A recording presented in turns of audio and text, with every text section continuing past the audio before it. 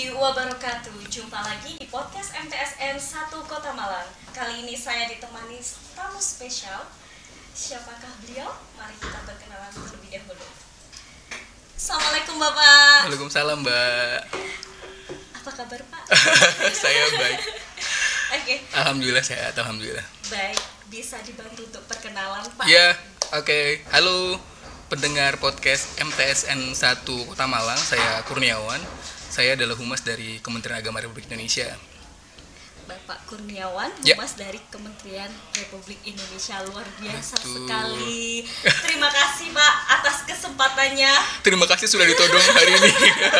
Ditodong, ya Allah, kita luar biasa sekali. Iya. Terima kasih sekali. Baik, Bapak Kurniawan dari Humas Kementerian Republik Indonesia. Baik Pak, Humas ya Pak ya, hubungan masyarakat. Betul. Kita langsung aja ya Pak ya. Boleh.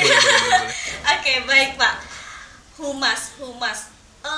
Di pandangan orang Humas, hubungan masyarakat, sebetulnya untuk Humas sendiri, ruang lingkup dari Humas sendiri itu secara umum itu seperti apa ya Pak ya? Iya.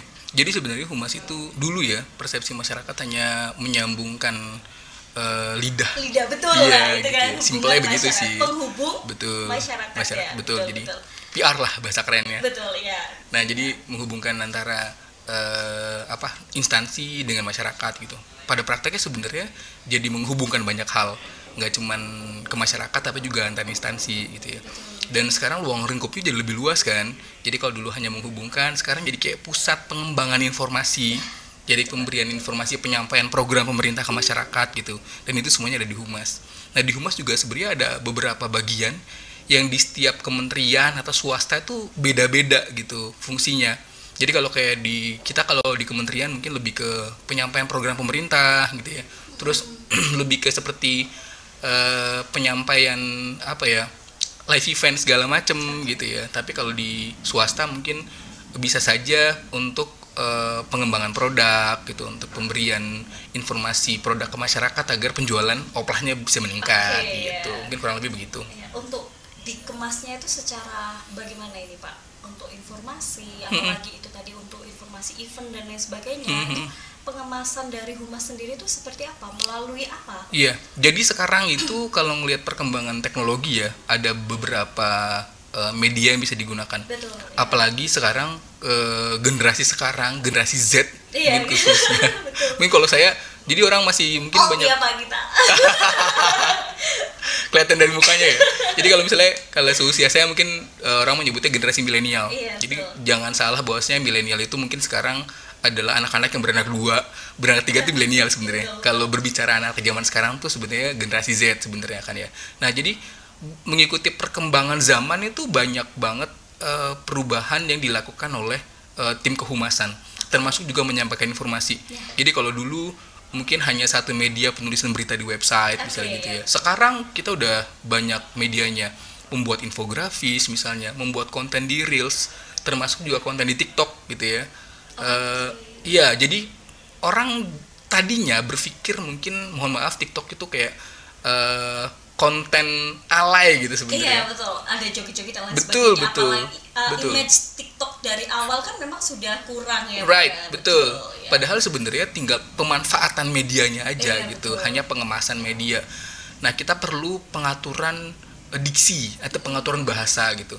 Jadi ketika kita bermain di dalam penyampaian informasi, mungkin ketika di website mungkin bahasanya lebih formal. Masuk ke Reels, kita bikin konten yang bahasanya lebih ringan. Di TikTok bikin lebih ringan lagi gitu, karena penikmatnya beda atau penggunanya, usernya beda. Sehingga bahasa yang kita kemas juga berbeda-beda, termasuk infografis juga. Kalau dulu mungkin infografis tuh bikinnya kaku gitu ya, jadi kayak hanya Kementerian Agama mengucapkan bla bla bla. Sekarang mungkin bisa ditambah beberapa insert tambahan yang infografis itu juga bisa dinikmati oleh anak muda. Ketika pertama kali membaca infografisnya udah langsung fun sama hasilnya. Makanya sekarang bentuknya kayak lebih colorful gitu ya. Betul. Nggak kaku satu warna. Yang menentukan segmen. Ya, berarti segmented. Ya, betul. Ketika kita masuk di YouTube seperti apa, Ya, lebih ke betul. segmennya dilihat dulu, segmen Betul. yang akan kita itu. Betul. Apalagi kita kalau di Kementerian Agama bahasanya materinya kadang-kadang berat ya. Nah, iya, jadi betul, kita betul. ngomongin haji, ngomongin moderasi beragama Itu misalnya masuk gitu. kemana Pak? Ya, Media itu seperti macam-macam. Jadi beberapa kita masukin juga ke YouTube. Tinggal di YouTube juga kita coba masukin beberapa konten dengan bahan yang berat ini, tapi dengan diksi yang kita atur hingga bisa diterima oleh penikmatnya atau tinggal oleh usernya gitu. Jadi bahasanya lebih kita turunkan gitu. Jadi kurang lebih seperti itu sekarang. Yang menyesuaikan kebutuhan dari platform media sosial lah gitu. Mengikuti tren yang pasti. Mengikuti tren. Betul, itu untuk cara untuk mengubah mindset juga sebenarnya. Betul. Mengubah mindset masyarakat ketika media sosial itu tidak melulu negatif atau hanya bersenang-senang aja. Betul. Di situ bisa untuk edukasi juga. Betul sekali. Baik. Nah, kemarin juga misalnya ya informasi tentang haji kan kita pernah 2 tahun berturut-turut tidak berangkat haji. Tapi ketika karena pandemi kan dan itu masyarakat perlu diedukasi. Kenapa sih pemerintah tidak memberangkatkan haji gitu ya?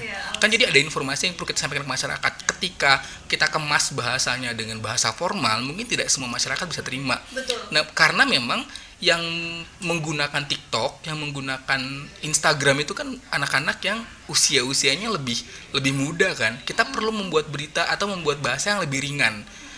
Bahwasanya kenapa sih pemerintah tidak memberangkatkan haji? Karena mungkin dari pemerintah Arab Saudi memberikan beberapa aturan-aturan memang tidak membuka pelayanan haji misalnya begitu, dan itu dikemas dengan bahasa yang khusus agar masyarakat yang atau generasi mudanya bisa menerima dan bisa menyampaikan ke orang tuanya, ini loh Pak, kenapa kita nggak berangkat haji gitu.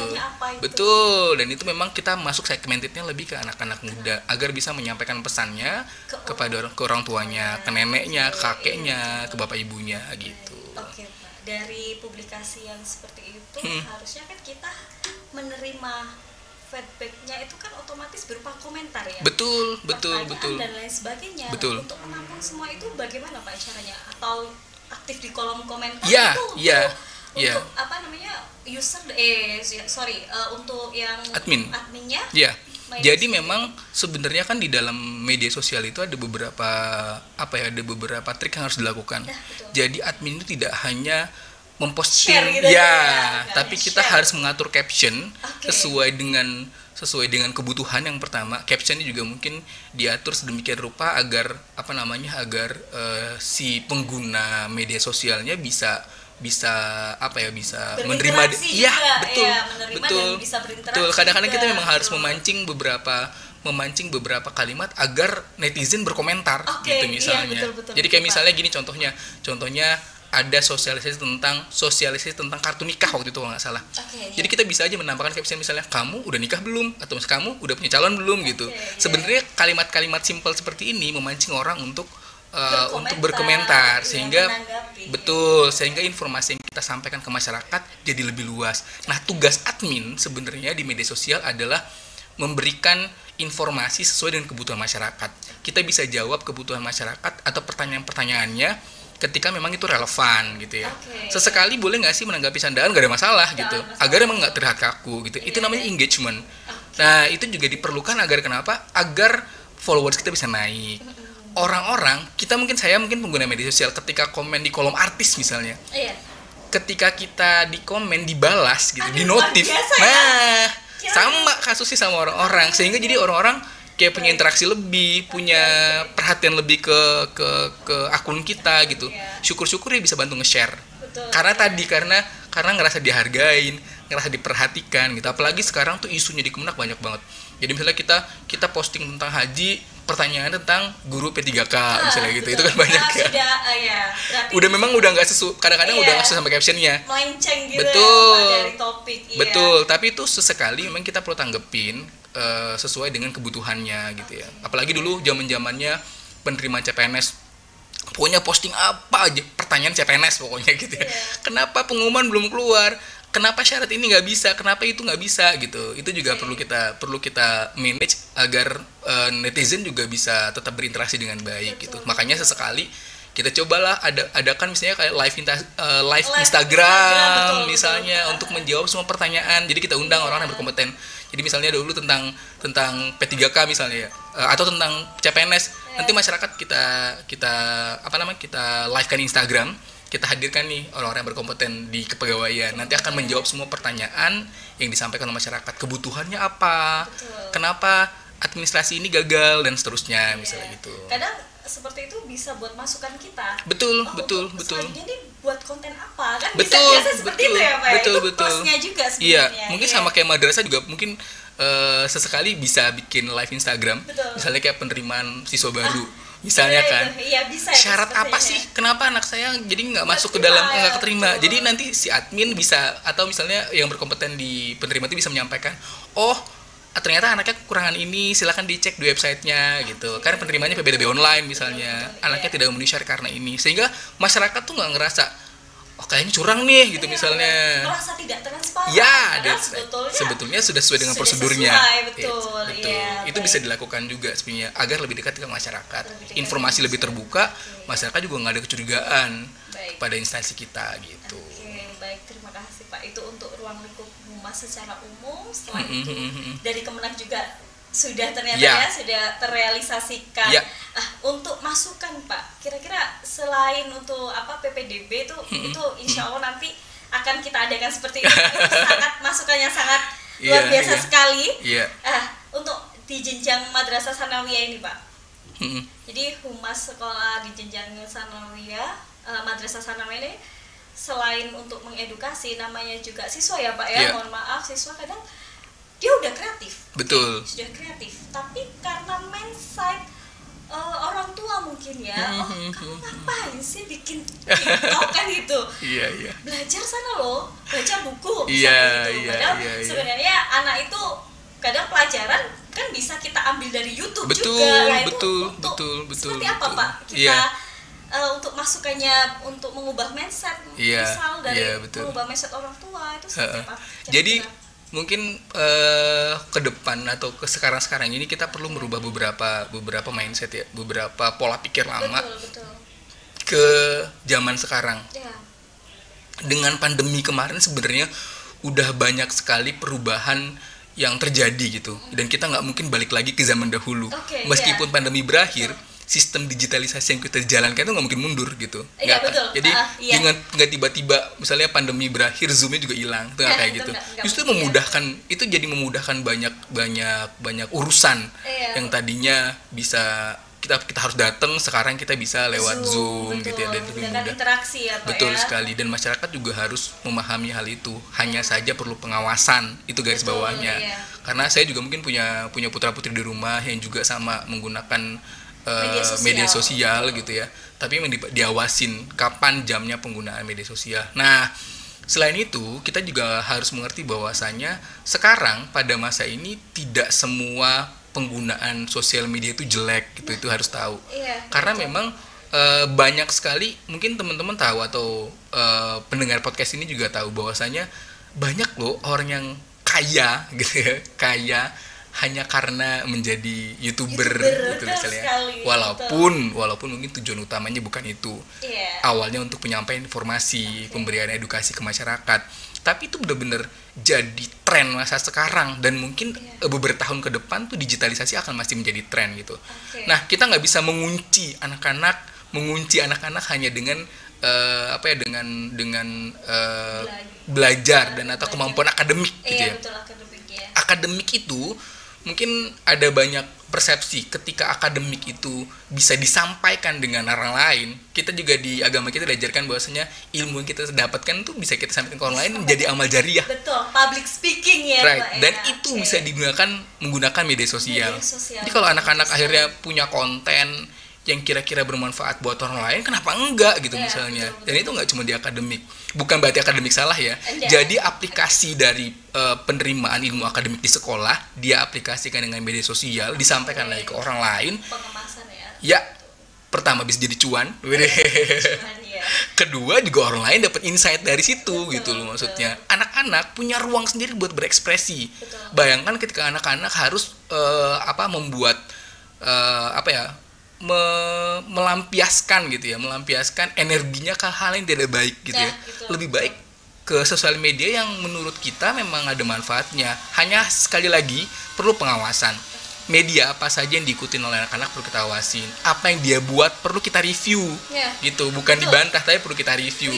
Ya, jadi ketika anak-anak bikin hal yang itu ya, hal yang wajib sebenarnya. Betul. Jadi kayak misalnya menyampaikan tentang kimia atau nggak harus selalu dengan H2O gitu loh. Dia bisa dengan cara yang lain yang sekarang mungkin lebih kekinian. Mungkin orang malas mendengar rumus kimia gitu ya. Mungkin kalau ngeliat Jerome Pauline itu kan kalau ngeliat basic kependidikan dia kan pinter banget ya. Udah males, tapi dia bisa mengemas konten dengan lucu yang akhirnya orang berpikir, ya elah itu matematika begitu doang ya gitu maksudnya. Itu kan jadi kan jadi insight buat orang lain, caranya berbeda-beda. Anak-anak punya kreativitas itu harusnya dan bisa dimanfaatkan buat orang lain gitu. Nah, dan itu butuh public speaking, melatihnya kita yang perlu memberikan pelatihan khusus atau misalnya perlu pengarahan lah ke anak-anak agar anak-anak juga bisa terarahkan dengan baik. Oh begini loh sebaiknya menyampaikannya gitu, begini harusnya membuat konten gitu misalnya. Dan itu harus dipahami oleh kita, nggak bisa maksa anak-anak kayak zaman kita dulu, kayak zaman saya yang harus nongkrong di perpustakaan pegang buku gitu ya. Sekarang ada e-book loh bu-ibu. Jadi harus tahu ya. Sekarang tuh ada bimbingan online gitu ya. Anak-anak tuh pegang handphone nggak selalu main, memang harus pengawasan sekali lagi perlu diawasin. Jadi kayak misalnya anak-anak tuh sekarang ada bimbel lewat online dan itu ternyata lebih efektif ketimbang anak-anak harus pegang buku, menghitung dengan kertas gitu, memang jauh lebih efektif. Dan gitu harus pahamin juga, makanya mungkin kita sebagai orang tua juga juga harus ikut perkembangan zamannya, sehingga anak-anak tuh bukan dilarang tapi didampingi gitu ya, didampingi perkembangannya. Support gitu. Dan dampingan itu penting sekali. Betul sekali. Jadi memang harus pendampingan. Iya, apalagi dulu itu tolong cari buku dengan penerbit ini. Ya. Silakan beli di di toko ini. Di toko gitu. ini. Iya, sekarang ada e-book. Sekarang langsung ada e-book dan harganya pun juga relatif ya. Betul. Sudah ada kolom. Itu sama aja betul. Belum lagi di sana ada kolom pelatihannya. Betul. Guru-guru dimudahkan untuk mengoreksi gitu misalnya. Ada reviewnya pula gitu kan. Jadi misalnya kalau misalnya kita nggak ngerti, anak-anak bisa tanya, kenapa hasilnya harus begini? Oh ternyata sudah ada penjelasannya di belakang gitu. Atau ntar ada guru online-nya juga yang bisa ngejelaskan. Kan itu ngebantu guru juga kan. Zamannya udah begitu gitu.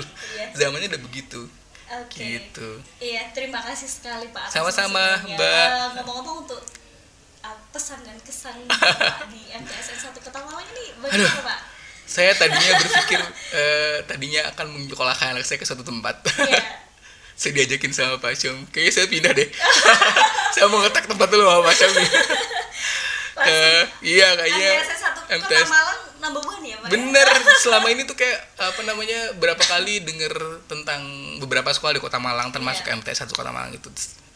Belum pernah datang, ternyata sekarang lihat luar biasa banget gitu. Kayaknya bisa jadi salah satu pilihan teman-teman gitu ya ke sini dan sejauh ini masih stabil banget kan, selalu meningkat juga gitu prestasinya, dan itu luar biasa banget. Mudah-mudahan sukses terus. Amin. Dan kita minder sama ruangannya. Kita minder sama ruangannya. Ini keren banget. Masih. Iya. Ruang kreativitas. Masukan Pak untuk podcast selaku Bapak tim Human. Ini mah keren banget, cuman mungkin udah keren banget sih. Cuman mungkin ya paling beberapa pembenahan yang perlu dilakukan mungkin lebih ke isi materi penyampaian gitu misalnya yang perlu kita, karena memang kan ketika informasi disampaikan ke masyarakat mesti well prepare banget. Well prepare, betul. Betul. Jadi karena beberapa insight yang masyarakat harus terima itu informasinya harus valid, dan kita juga harus paham bahwasanya sekarang Menteri Agama Republik Indonesia itu punya 7 program prioritas yang sudah digulirkan dari tahun lalu gitu. Dan itu juga sebenarnya bukan hanya PR dari kantor Kementerian Agama, tapi semua platform hubungan antar masyarakat se-Indonesia yang di bawah Kementerian Agama, termasuk juga itu madrasah. Jadi kayak menyampaikan bahwasanya di Kemenak itu ada revitalisasi KUA loh gitu. Masyarakat juga harus tahu, ada apa sih di revitalisasi KUA gitu misalnya. Nah, masyarakat juga harus tahu bahwasanya misalnya indeks pelayanan haji itu meningkat gitu, karena apa gitu. Dan itu juga PR kita semua, karena masyarakat semuanya harus teredukasi tentang bagaimana Kementerian Agama sudah mencoba mencoba memberikan pelayanan yang baru, pelayanan terbaik untuk masyarakat hampir di semua lini perubahannya. Nah, sehingga itu juga perlu disampaikan ke masyarakat agar programnya juga tersampaikan dengan baik gitu ya. Dan masyarakat juga bisa sama-sama merasakan manfaatnya gitu. Dulu mungkin kalau masyarakat pergi ke KUA dalam kondisi yang ruangannya mungkin panas, sekarang sudah berhasil. Dulu misalnya menikah mesti harus daftar ke kantor, sekarang bisa online betul, gitu. Masyarakat juga harus tahu menikah di KUA itu gratis. Kapan gratisnya gitu? Itu edukasi sekali gitu ya. Iya, karena masyarakat tahunya kan, aduh nggak mau nikah mahal gitu ya. Betul. No, jadi ada aturannya. Bapak Ibu kalau menikahkan anak di KUA misalnya di jam kantor dan menikahnya di KUA itu tidak berbayar gitu. Beda kalau misalnya Bapak Ibu menikahkannya di luar jam kantor atau menikahkannya di rumah walaupun di jam kantor. Itu beda ada lagi. akomodasinya. Ya, dan itu juga disetorkan ke kas negara, bukan ke KUA. Bukan perorangan ya? Ya, jadi Jatin silakan menyetorkan ke kas negara akan mengolahnya untuk menjadi apa. Makanya nanti KUA-nya jadi bagus, madrasah kita jadi bagus gitu kan. Ada beberapa pemanfaatan dana itu dari juga kas negara itu betul tadi, sekali. Makanya masyarakat perlu diedukasi sehingga tidak salah persepsi. Ya, itu. Masyarakat kok mahal banget sih nikah gitu loh. Oh, emang iya gitu. Jadi kalau misalnya juga ada masyarakat yang mungkin kurang mampu berpikir bahwasanya menikah itu susah dan mahal gitu. Sekarang udah tahu bahwasanya menikah itu gratis dan itu perlu disampaikan. Dan itu bukan hanya PR dari Kementerian Agama, tapi teman-teman madrasah juga mesti tahu sehingga informasi juga sampai ke masyarakat. Betul. Ya, nanti akan ini rencana memang ada konten-konten yang akan distruktur secara terstruktur. Edukasi apa yang harus kita sampaikan. Betul. Karena isunya banyak banget ya, isunya banyak banget. Sekarang yang terbaru juga ada sertifikasi halal gitu kan. Mau diapakan nih? Ini seperti apa sih halal yang dibutuhkan masyarakat gitu ya. Karena kan banyak ya dengan tren yang sekarang, yang halal itu nggak cuma makanan, tapi halal itu juga kosmetik, terus fashion itu semua juga fashion juga ya? Iya dong. Iya. Nah, makanya perlu diedukasi nih. Itu dari bahan atau apa? Nah, iya dong. Ya, betul. Makanya kalau di BPJPH namanya, di BPJPH itu yang menerbitkan sertifikat halal juga sudah ada auditor halalnya. Yang akan mencoba mengklasifikasikan apa saja sih kriteria kehalalan gitu. Dan juga sekarang ada program sertifikasi halal gratis. Misalnya itu kan juga perlu bantuan teman-teman di daerah untuk menyampaikan ke masyarakat. Oh, emang iya ada? Emang sertifikat halal itu gratis? Oh iya dong, sekarang ada programnya gitu. Makanya masyarakat juga harus tahu informasi-informasi ini nih. Tidak hanya untuk sivitas madrasah saja, dulu untuk pembahasan di madrasah. Betul, selain juga madrasah perlu menyampaikan keunggulannya. Apalagi kalau madrasah MTS 1 Kota Malang yang prestasinya udah gitu kan, tinggal nggak perlu dipublikasikan, masyarakat udah tahu nih dia mah udah keren kemana-mana gitu misalnya kan. Jadi kita perlu terobosan-terobosan baru. Selain menyampaikan tentang kelebihannya kita madrasah, kita juga membantu Menteri Agama untuk menyalurkan informasinya, menyampaikan beberapa informasi yang PR-nya pelayanan masyarakat yang paling utama. Kerjasama ya. Setuju banget. Pak, mohon maaf, untuk 7 program prioritas itu yang berhubungan dengan madrasah kira-kira apa, Pak? Jadi 7 program prioritas Menteri Agama itu diantaranya adalah penguatan moderasi beragama gitu. Yang kedua transformasi digital. Yang ketiga tahun toleransi beragama, terus ada revitalisasi KUA tadi yang saya sampaikan. Ada terus juga religious city index, terus juga kemandirian pesantren, dan juga satu lagi cyber Islamic University. Nah, sebenarnya nggak semuanya langsung bersentuhan dengan madrasah, tapi kayak misalnya kayak transformasi digital itu kan hampir bisa digunakan oleh semua platform ya. Betul. Jadi kayak misalnya dulu kayak tadi misalnya ketika di KUA bisa mendaftar manual, sekarang kita sudah harus berubah dengan bisa mendaftar secara online. Dulu kan juga begitu, madrasah ketika mendaftar mesti masukin berkas ini itu, sekarang kita sudah PPDB-nya udah online gitu ya. Termasuk juga sistem pembelajaran di madrasah juga kan perlu pembaharuan gitu misalnya. Sekarang sudah menggunakan e-book. Nggak cuman itu, juga tidak hanya memudahkan atau membuat biaya menjadi lebih ringan, tapi juga akan gampang diakses oleh banyak orang gitu misalnya. Dan itu memudahkan dan memberikan kita kemajuan informasi yang lebih baik gitu misalnya. Hanya saja memang perlu perlu pembenahan dulu gitu, karena tidak semua sinyal bisa didapatkan oleh semua madrasah gitu ya. Jadi itu perlu penyesuaian. Perlu penyesuaian, makanya kenapa dan pemerataan betul seperti ini, Pak, ya. betul itu kenapa sebabnya Menteri Agama membuat program ini agar kita bisa melihat dan memetakan dulu di mana yang sebenarnya perlu support lebih. Betul, gitu misalnya di mana memang sudah berjalan dengan baik gitu. Itu makanya pemerintah atau Menteri Agama menginginkan bahwa program ini bisa berjalan dengan baik, dipetakan, dan kita akan lihat mana yang menjadi prioritas gitu misalnya. Nah, itu menjadi program prioritas Kementerian Agama gitu.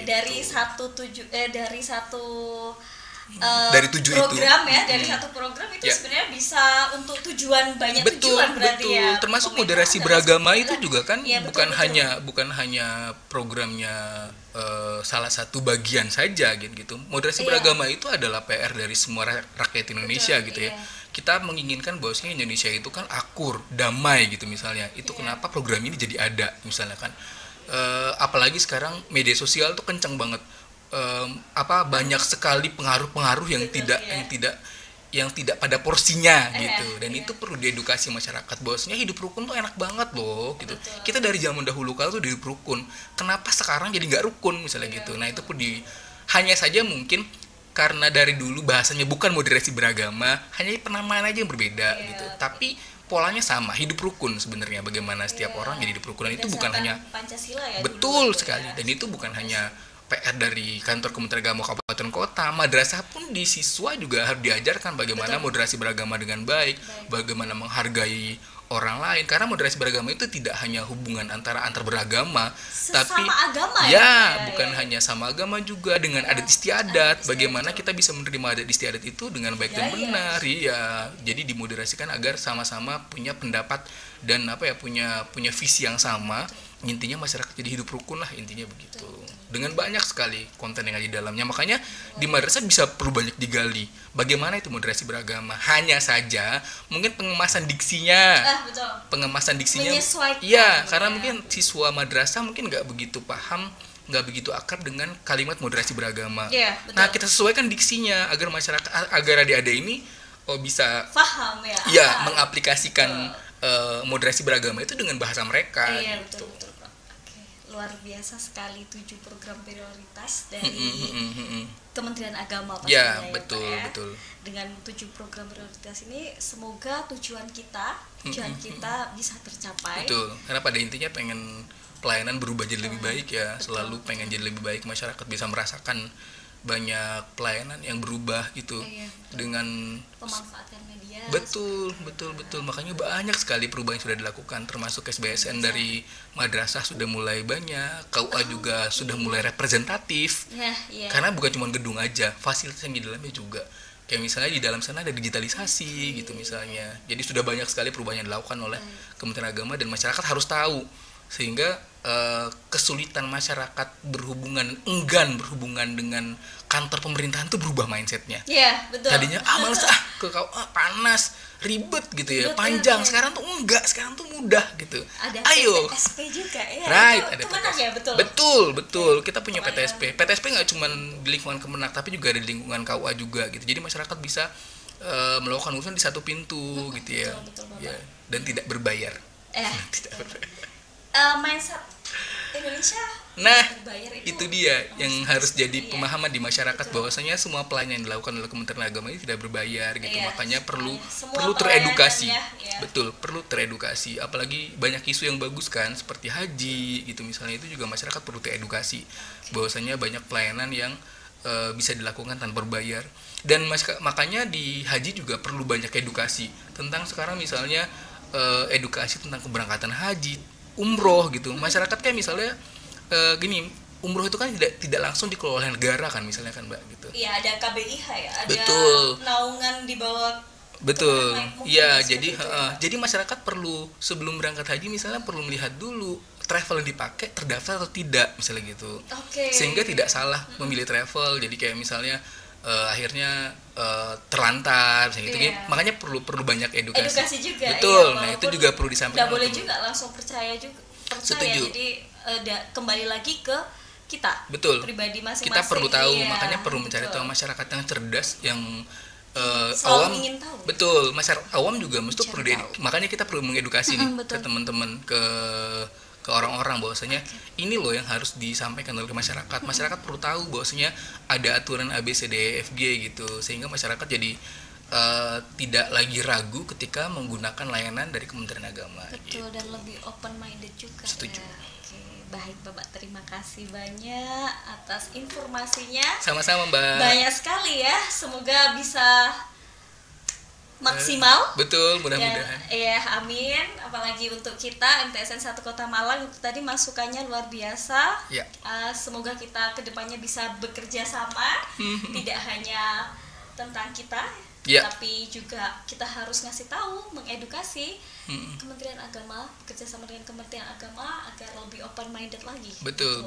Dan masyarakat harus tahu pelayanan sudah mulai berubah. Betul ya, terima kasih banyak. Sama-sama, Bapak, Mbak. atas Senang kehadirannya. sekali. Oke, ini ngomong-ngomong, mohon maaf, di sini nanti akan ada presenter dan reporter. Oke. Kebetulan kita Oke. tidak membatasi kreativitas dari siswa Siswa, kita, betul. Jadi mungkin dari media nanti selain podcast mungkin ada reporter, presenter. Mohon maaf, ini tipsnya seperti apa Pak? Untuk biar lebih maksimal lagi nanti. Iya. Sebenarnya yang paling simple kalau saya sih reporter lebih ya? reporter itu memang kita perlu banyak insert data gitu ya, karena ketika menjadi reporter yang disampaikan adalah datanya. Jadi saya juga kebetulan beberapa kali menjadi reporter juga gitu ya, ada beberapa kali itu ada beberapa potongan video yang jadi reporter. Jadi yang terpenting adalah datanya. Jadi kayak misalnya 5W1H itu udah hal yang wajib yang disampaikan oleh masyarakat. Masyarakat tuh mesti, atau misalnya pendengarnya atau usernya itu harus tahu apa sih yang disampaikan dalam berita itu gitu loh. Jadi dia tentang apa, tentang siapa, bagaimana, di mana, kapan gitu perlu disampaikan. 5W1H-nya. Betul. Nah, dikemas dengan bahasa-bahasa yang gampang diterima masyarakat gitu ya. Nah, memang ketika menjadi presenter itu jam terbang sangat mempengaruhi. Jadi ketika kita sering berinteraksi, sering in frame kamera, itu biasanya akan jauh lebih ringan gitu misalnya. Ya, santai gitu betul. Ya. Nah, makanya ketika teman-teman atau adik-adik dapat kesempatan untuk jadi reporter tuh harus dimanfaatkan. Betul. Memang nggak akan mulus di 1, 2, 3 pertemuan pertama, atau di 3 pertama itu pasti akan ada banyak kendala gitu ya. Nah, itu perlu kita gali. Betul. Nah, tips kecilnya Penting teknisnya sekali. ini yang pertama, teman-teman yang paling sering merasa tidak nyaman karena grogi itu Betul. sebenarnya kekurangan bahan sebenarnya. Iya, Make betul. sure dulu bahannya bener Iya. gitu, makanya kita perlu, jadi selain kita dapat insert dari berita yang kita liput pada hari itu, teman-teman harus menyiapkan beberapa referensi untuk pengayaan. Betul. Jadi nggak bisa event hari ini kita cuma Langsung cukup gitu ya, ya, Pak. jadi misalnya udah tahu nih kamu misalnya dapat liputan ulang tahun sekolah gitu ya. Iya. Nah, dari liputan ulang tahun sekolah itu mesti nyari referensi dulu. Sebenarnya perubahan apa yang sudah dilakukan oleh Betul. sekolah selama ini. Iya. Kita bisa ngebandingkan antara tahun lalu sampai dengan tahun ini. Itu bisa dijadikan insert. Betul. Jadi ketika bridging namanya. Jadi ketika kita menyampaikan informasi itu ada informasi tambahan yang orang lain harus tahu. Sebenarnya kalau cuma seremonial hari ini ulang tahun, Iya. apa yang didapat oleh masyarakat gitu.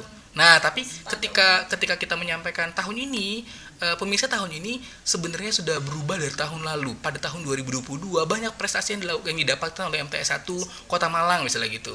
Nah, disampaikan juga perubahan digitalisasi. Tahun lalu kita tidak menggunakan bla bla bla, tahun ini. Nah, itu bisa dijabarkan sebagai insert. Betul. Jadi tidak hanya seremonialnya saja yang Iya, digali, tapi apa yang menjadi perubahan tahun. Value-nya juga, Betul. ya, value dari kegiatan itu, Ya. apalagi dari sekolahnya sendiri, madrasahnya sendiri, apa yang didapat, kemajuannya, Ya, dan lain itu sebagainya. berlaku juga untuk MC. Jadi Oke, MC ya. kalau dulu hanya menyampaikan misalnya manggil Iya, ini, manggil betul. itu. Tapi kita harus Itu lihat ada lagi memanggil. acaranya. Jadi MC zaman sekarang itu kita udah harus pinter. Jadi jangan berpikir MC itu hanya memanggil orang untuk naik atas panggung ya. Betul. Tapi lebih dari itu, MC itu harus menyampaikan informasi-informasi yang sebenarnya relate sama masyarakat. Masyarakat mesti tahu nih, di acara yang kita lakukan sekarang, di perpisahan aja, kita mesti ngasih informasi. Misalnya prestasi tahun ini bla bla bla bla bla bla gitu. Tahun ini kita di sekolah punya, karena di sana ada audiens yang akan mendengarkan, ada orang tua wali murid yang ikut dalam di sana gitu ya. Ada siswa baru yang pengen tahu apa sebenarnya kelebihan sekolah ini misalnya gitu. Terus besok mau ngapain misalnya gitu. Itu jadi improvisasi itu ya, penting ya. Right. Betul. Iya, Jadi betul. nggak kaku hanya menyampaikan memanggil orang. Kita orang perlu aja. banyak informasi. Betul. Makanya ketika menjadi MC tuh dulu saya kan kebetulan juga beberapa kali berkecimpung di MC gitu. Jadi kayak kita punya cue card itu bisa 5-6 lembar gitu hanya untuk acara yang misalnya cuma 1 2 3 4 5 6 7. Iya. Itu termasuk bukan sama penutupan kan. Iya, betul. Nah, kita perlu banyak insert. Kita perlu bridging yang bagus untuk masyarakat mesti tahu loh gitu. Anda tahu bahwasanya Kementerian Agama tuh sekarang begini loh gitu. Itu juga perlu disampaikan. Jadi tipsnya begitu. Yang pertama. Kedua, teknis banget nih. Ini teknis banget. Jadi kalau misalnya adik-adik atau teman-teman jadi presenter atau jadi live report gitu ya. Jadi kalau misalnya nggak hafal, sebenarnya nggak harus hafal sih, harus skrip ya. Jadi di bawah kamera itu kita tulisin kertas kecil, jadi kertas yang segede gini untuk pengingat kita apa aja yang mau disampaikan. Tapi memang tidak skrip utuh ya, jadi tidak menyampaikan skrip dan poin-poin aja ya karena ketika kita menghafal skrip utuh tuh kita akan terdistract dannya, komanya, ataunya itu kita jadi blank. Jadi yang penting poinnya dapat. Betul. Hanya saja kita harus mengatur waktu. Karena misalnya live reporter atau live report itu kita paling dikasih kesempatan maksimal paling panjang 3 menit misalnya, itu udah banyak, udah lumayan panjang. Nah makanya di 3 menit itu manfaatkan waktunya sebaik mungkin. Jangan sampai ngomongnya ngalur ngidul maksudnya. Jadi terlalu banyak yang disampaikan. Jadi ketika live report sebaiknya emang informasinya bagus, kita dapat narsum yang bagus. Untuk insert 1 menit nanti bisa disampaikan closing statementnya. Nah disampaikanlah. Kalau kita di ruangan kayak gini kan kita bisa pakai prompter, jadi bisa baca nih misalnya. Tapi kalau misalnya di lapangan di luar jadi kalau ada tripod yang sudah standby, ada kamera di bawahnya bisa tempelin dikasih poin. Memang agak kelihatan, makanya agak kelihatan seperti membaca. Makanya tidak dibaca sepanjang itu, di by point doang gitu. Itu tips kecilnya sih. Tapi jam terbang emang sangat mempengaruhi. Iya betul. Kadang untuk anak-anak sendiri itu kepercayaan diri. Kepercayaan diri itu seperti nggak apa-apa gitu kan. Nah itu seperti apa ini Mbak untuk kalangan anak madrasah sanawiyah ini jenjang SMP? Jadi saya selalu berpikir bahwasanya kepercayaan diri itu dibangun dari kita punya materi yang bagus dulu. Ketika kita pede, kita punya isi kepala atau misalnya yang mau disampaikan tuh mantep gitu, biasanya keluar udah enak. Jadi ngomongnya lebih pasti. Pertama gitu. Kedua, jangan lupa ternyata kostum itu mempengaruhi tingkat kepedean seseorang. Betul. Kenyamanan juga ya sebenarnya. Kenyamanan kostum betul, ya. Iya. Ya saya Jadi kenapa kostum itu penting? Jadi kostum itu bisa membangun tingkat pede orang gitu ya.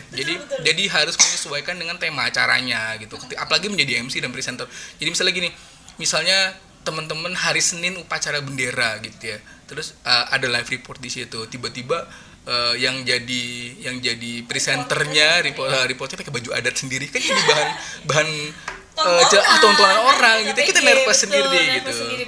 Makanya perlu bersih. Tidak harus wangi karena tidak kelihatan. Tapi bersih, rapi itu penting banget. Jadi ketika kita juga nggak bisa memungkiri bahwasanya itu adalah in frame kamera. Orang akan melihat mau nggak mau, suka nggak suka di dunia pekerjaan ini gitu ya. Tampang itu memang perlu ada perlu salah satu jadi pertimbangan gitu. Kita nggak bisa memungkiri itu gitu. Orang yang kamera face mungkin enak lihat kamera itu memang masih menjadi idola orang gitu. Salah satu daya tarik. Kita nggak bisa memungkiri itu. Makanya kenapa ketika kita nggak bisa ngerubah wajah ya Mbak, tapi kamu bisa ngerubah style gitu. Jadi istilahnya lebih, kalau acaranya perpisahan berarti casual look misalnya, atau kalau misalnya acara upacara berarti formal look misalnya gitu. Jadi kan bisa disesuaikan sama tema acaranya, dan itu jadi mempengaruhi ya. Apalagi misalnya teman-teman reporter dari MTS punya baju khusus yang tulisannya reporter. Gila itu beda banget. Sama kayak misalnya kalau di pusat kayak teman kita kan juga punya baju khusus ya. Ketika jadi ada tulisannya ke Humas Kemenak RI itu kan jadi ya selain mempermudah akses, Iya. kita mau wawancara orang, terus juga kayak berasa jalannya lebih enak gitu ya. Lebih pede. Iya Aku gitu. reporter. Dan itu naikin mood banget. Iya, betul. Naikin mood banget. Dan itu bisa ngebangun percaya diri, salah Terima satu. kasih Ya. banyak masukannya. Ada lagi Pak? Itu deh kayaknya. Belajar kasih aja banyak. lebih sering emang, lebih Oke, sering. siap. Nggak harus in frame. Jadi belajarnya mungkin bisa di depan kaca gitu, atau misalnya in frame tapi nggak ditampilkan Untuk itu. belajarnya kadang Iya. anak-anak lebih apa namanya, tanya jawab. Iya, gitu kan. di depan Padahal kaca. Iya, di depan kaca itu penting banget loh sebenarnya. karena melihat tampilan sendiri Iya. sebenarnya ya. Jadi kayak misalnya gestur tubuh. Gestur tubuh kita ya. Saya jujur kalau misalnya punya beberapa reportase yang sudah in frame kamera, iya. terus saya bisa nonton berkali-kali. Orang ngapain sih lebay banget tuh ngeliat. Oh, gitu ya? Nggak, tapi sebenarnya gini, jadi dalam in frame Oke. itu kita bisa ngeliat banyak kekurangan-kekurangan yang mungkin tidak akan kita ulang di part berikutnya gitu. Jadi di part Iya, ini ada salah nih. Oh, diulang lagi nih, kita mesti inget. Oh, kemarin kayaknya nggak enak banget deh yang di itu di part itu. Nah, di berikutnya kita nggak akan mengulang itu lagi. Oke. Gunanya itu. Jadi bukan lebih ke kita jadi narsis ngeliat kita sepanjang hari di kamera gitu ya. Tapi ngeliat gitu udah tampil, oh kayaknya yang ini kurang enak nih. Walaupun orang nggak menyadari, Iya. tapi kita harus menyadari bahwasanya di part ini nggak enak. Ada kalimat-kalimat yang mungkin kita pakai di part ini kayak nggak asik nih gitu. Iya, Ya, oh besok di berikutnya kita jangan pakai lagi Iya, gitu betul. misalnya. Apalagi mimik ya. Kadang Ya. menurut kita biasa aja, tapi Betul. dilihat orang itu Nggak enak. Nggak Apalagi enak sebenarnya gitu. kalau Iya, kayak betul. kayak live reportase itu kan kita nggak bisa itu ya, nggak bisa menyeting bentuk mulut kita, betul, bentuk betul. hidung kita. Iya, Apalagi kalau betul. ketika concern dengan bahasa, ketika concern dengan materi itu udah nggak inget lagi nih, Ingat lagi udah ya, inget bentuk entah wajah. mukanya seperti Betul. apa, Padahal atau ketika gerakan, di kamera kita nggak bisa memungkiri ekspresi wajah kita terlihat mempengaruhi. sekali. Iya, betul. Betul sekali. Iya, Bapak. Terima kasih banyak untuk Sama-sama. ilmunya, untuk Sama-sama. informasinya, dan Sama-sama. kesempatannya pasti, Pak. Sama-sama Mbak, sama-sama, mudah-mudahan bermanfaat. Amin. Mungkin lain kali bisa Oh, bersilaturahmi. boleh. Iya. Baik, saya izin untuk menutup ya Pak ya. Terima kasih banyak. Oke, baik. Terima kasih. Semoga ilmu yang kita dapatkan bisa bermanfaat. Jumpa lagi. Jangan lupa subscribe, comment, and like. Saya akhiri. Wassalamualaikum warahmatullahi wabarakatuh.